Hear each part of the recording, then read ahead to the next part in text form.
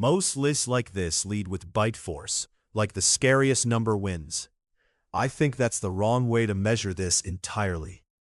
The dogs that actually function as deterrents aren't the ones that win a fight after someone's already inside your house. They're the ones that make a person standing outside your fence at midnight decide the math doesn't work and walk away before anything happens. That's a completely different quality than raw aggression, and most comparison videos never separate the two. So this list isn't ranked by who'd win a fight. It's ranked by which breeds have the documented history, temperament, and physical presence to make someone reconsider before they ever try. The Cane Corso opens this list because its entire history is built around exactly that kind of presence. The breed descends from Roman war dogs, the Canis pugnax, used in military campaigns as far back as the 1st century BC. After Rome collapsed, the dog didn't disappear with it. It became a working farm guardian across southern Italy for the next 1,500 years, nearly going extinct by the mid-20th century, before a group of Italian breeders, Giovanni Bonetti and Paolo Breber among them, revived the breed in the 1970s. What survived that revival is a dog that watches more than it reacts. Calm in ordinary situations, evaluative with strangers, and genuinely hard to read from the outside. That unpredictability is the deterrent, not the size of the dog, the not knowing what the dog has already decided. The Caucasian Shepherd isn't subtle at all, and I won't pretend it is. Bred in the mountain passes between Russia and Georgia to fight wolves alone, at night, without backup, these dogs run 99 to 170 pounds, with bite force estimates in various assessments landing between 550 and 700 psi. The Soviet Union used Caucasian Shepherds to guard the perimeter fences of prison camps. That's documented in Soviet-era penal records, not folklore. A dog selected for that exact job doesn't need to do anything dramatic to communicate the situation. It just needs to exist on the other side of a fence. I'll say this plainly. I don't think this breed belongs with most owners. It's not a starter guardian dog. It makes independent decisions, and those decisions won't always match what you'd want them to. The Doberman Pinscher earns its spot for a reason that's almost funny once you know the backstory. Louis Doberman, who created the breed in the 1880s in Apolda, Germany, was a tax collector. He went door to door collecting money from people who often didn't want to pay, in neighborhoods that weren't always safe, and he wanted a dog that made the job survivable. Speed, presence, nerve, those were the design requirements. He never recorded which breeds he crossed to get there, which still genuinely annoys serious breed historians today. What came out the other end is a dog capable of hitting 32 miles per hour that doesn't telegraph its decisions the way bigger, slower breeds tend to. Okay, that one's straightforward enough. The next one surprises people every single time I bring it up. The Belgian Malinois doesn't look like the scariest dog on this list. 40 to 80 pounds, lean, almost elegant next to something like a Caucasian Shepherd. But Cairo, the Malinois that deployed with the SEAL team on the 2011 raid that killed bin Laden, became the most famous working dog on the planet for a reason.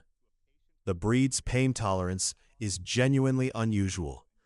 The Belgian Veterinary Association published specific sedation protocol guidelines in 2018 because standard sedation doses are frequently insufficient for the breed's elevated stress response under restraint. A dog that doesn't recalibrate after getting hurt is a dog that doesn't stop when most other animals would. The Presa Canario comes from the Canary Islands, where presa literally translates to grip in Spanish. 18th and 19th century farmers used these dogs to control livestock on isolated island farms, and the breeding selected hard for an animal that wouldn't disengage once it committed to something. At 80 to 130 pounds, with a low, deliberate walk, what's genuinely strange about a well-socialized presa is how boring it is day to day. It doesn't pace, doesn't bark at passing cars. It's almost unnervingly calm, which is the entire point. The dog that's relaxed 99% of the time is the one whose 1% actually means something.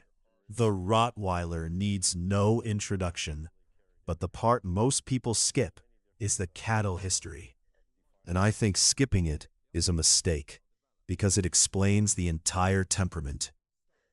In the town of Rottweil, Germany, butchers use these dogs to drive cattle to market and pull loaded meat carts.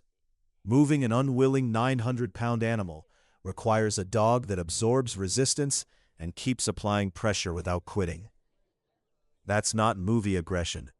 It's structural persistence, bred into the body over centuries. A 2008 study in the Journal of Anatomy measured the breed's bite force at roughly 328 psi, among the higher recorded figures for a working dog of that size. A 2018 American Veterinary Medical Association report found Rottweilers consistently represented in serious bite incident data. That tells you the capability is real. It also tells you a lot of owners take this breed on without fully understanding what they've signed up for. The Boer Bull is South African, developed starting in the 1600s by Dutch, German, and French Huguenot settlers who needed protection for remote farms against leopards, baboons, and hyenas. Boer means farmer in Afrikaans. Boel is an old Dutch word for dog. That's the entire origin story. It doesn't need embellishment. At 150 to 200 pounds, this is one of the heaviest Mastiff-type breeds that exists. And 400 years of solving the same specific problem on isolated farmland produced an animal whose territorial instinct doesn't need training to switch on. It's just present. I want to slow down for this next one, because it's the entry most people get completely wrong. The Tibetan Mastiff spent centuries guarding monasteries and nomadic camps across the Himalayas, at elevations above 14,000 feet.